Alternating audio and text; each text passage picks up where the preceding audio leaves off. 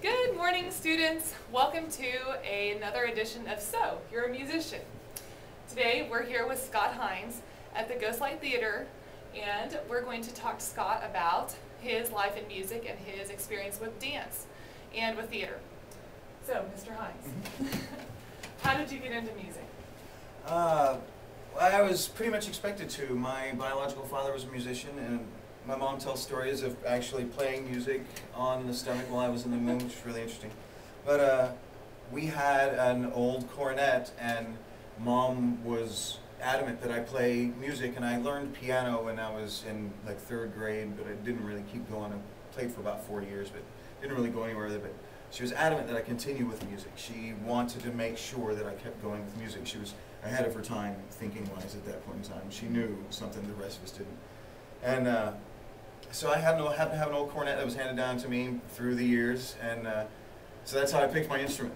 Was, most, in band nowadays, I guess they go through a whole testing system where they get to, try different things. Or no, it was, this is what we have, so that's what you're playing. That's what you're playing, absolutely. And so, I started in band a year later than everybody else when I was in my school district. I lived in a small town in southeastern Oklahoma at the time, and everybody there started in 5th grade. They started band in 5th grade. And I started, when I got there, I was in 6th grade, and that was my first year in band, so I was a year behind. Okay. And so I spent that first year last chair.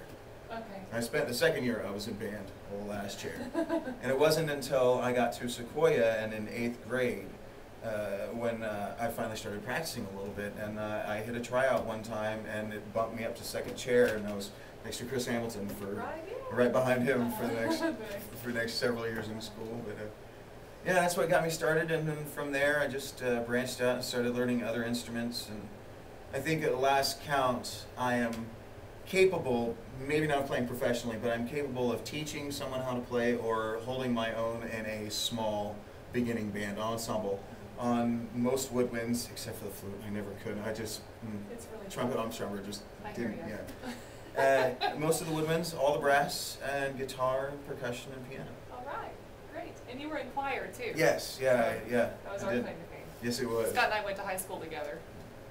Yeah. So, all those many moons ago. Yeah. Not that we're old. No. Right. No. Okay, so anyway, how did you went to OU and you majored in? Music education. I wanted to be a band director. Okay. I wanted to teach band. And you ended up in theater. How did you end up in theater? My original idea and plan for my life didn't work out, as so many do, and so I, just through a series of circumstances, I found myself reading a book about Andrew Lloyd Webber, who's a very famous musical composer. He wrote Evita and Jesus Christ Superstar and all these, really well-known shows that they've made movies of, and I just discovered something in that I really enjoyed. That really touched me. Something about, I really wanted to keep performing, and just where I had come from and my situation and my circumstances had caused me to kind of lose my passion, I guess you would say, for instrumental music at the time. And so I kind of put that down a little bit, and I started doing musical theater and taking voice lessons and taking some acting lessons, and eventually I picked my instruments back up. Because of that, they gave me the love for performing again. And so I was able to pick my other instruments back up, and now I play them all again, and it's a big circle that kind of brought it all back together for me. How closely related do you feel dance and music really are? Oh, that's an interesting question. I think they have to be interlinked closer than a brother and a sister. I mean, they have to be closer than family. Dancers count a little differently. They only count to 4 or 8. They count to 8, where musicians count to 4, I guess is the right saying. And but music to me is so much more about how it makes you feel. You can play a lot of notes, and you can play a lot of really fast notes, and that's really cool, and that's great that you have great technique. But if you're not feeling what you're playing, and it seems hollow, it's empty, there's something behind it not lifting it up. It's just sitting there. It's a sound, but it's not rising like I feel music should. Music and sound, I think, should envelop a space, envelop you, and then lift you up in one way or another. And so I got to this point about feel. I think dancing is so much about how you feel the story you're telling in your dance. Every dance tells a story in one way or another, and it's about how you know your story and how the music works with you in that story, and being able to use the music and that story together to create your dance. I think they're like a DNA strand. I mean, they are one and the same. They have to be. Especially with tap. Tap is so rhythmic, and the different tones and sounds that you can make depending on where you hit your tap and how hard you hit your tap. Right. Makes all different tones, and yeah, definitely they have to be one and the same, but autonomous at the same time. Yeah, I was rambling. No, it's wonderful. Thank you. What about the theater here? What is your job? I am the technical director. My job is basically to create sets like the one we happen to be sitting on. It's larger than what you see here, but and do lighting design and sound work, and basically my job is to facilitate anything on stage that the actors need. I paint sets, I move furniture, I control like the scene shop. It's basically an all-encompassing job. The only things I don't do are box office and some administrative stuff. Okay. I clean the theater, vacuum. I was taking the trash out before you got here today. Okay. And you know, so it's a many hours, but many rewarding hours of work. Good. So how many shows have you been in, do you think, this year?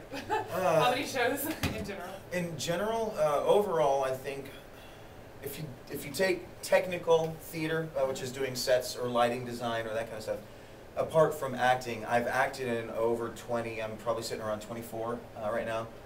Most of those were leads, just because I happened to get lucky, and I happened to practice my backside off. That's the one thing I found, is you have to practice. If you don't practice, then you won't get to where you want to be. And so I practiced a lot, and I started getting cast in a lot of lead roles. And I've been Curly in Oklahoma, Harold Hill in The Music Man. Lots of fun stuff like that. So I'm so proud of my friend. I got to do Tony and West Side Story at Midge Park several years ago with Summer Stock. Okay. Great opportunities and great experiences. Stuff that I wouldn't trade for anything in the world. But technical theater, I've either built, designed, done lighting for, or ran sound or lighting for probably the same amount, 25 or 30 shows. Okay. So I actually have two separate resumes. I have a technical theater resume and an acting resume. Depending on what job I'm going for, I can give them both. Goodness gracious. Okay, it's exciting. Good. Okay, well, anything else that you can think of that you want to tell my students about music or acting or theater in general? Make it, if you want to make music and you want to make what we call art, I guess, just do it from here. Make sure that it's honest to you and to what you feel and what you think, and that's all that matters. Is if it's what you feel is art and what you like, go with it. Okay. Thank you very much for your time. I really appreciate it. This has been wonderful. I'm very honored to have been asked to. Okay, go for it. You're on.